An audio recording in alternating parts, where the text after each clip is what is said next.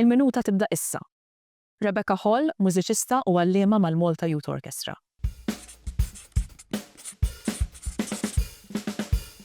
Rebecca, how did your musical journey start?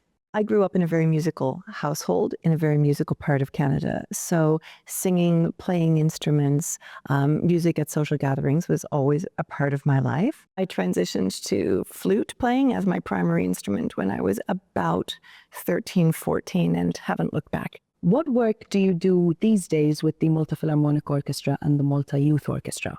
I am the principal flute player with the Malta Philharmonic Orchestra. It's something that I take great enjoyment out of. My great passion is working with the students of the Malta Youth Orchestra, and it's an extraordinary ensemble. To see them developing into the next generation of Malta's top musicians is, again, an honor to be part of. Any exciting upcoming events for the MYO? The big thing that's coming up now for MYO is on the 9th of July.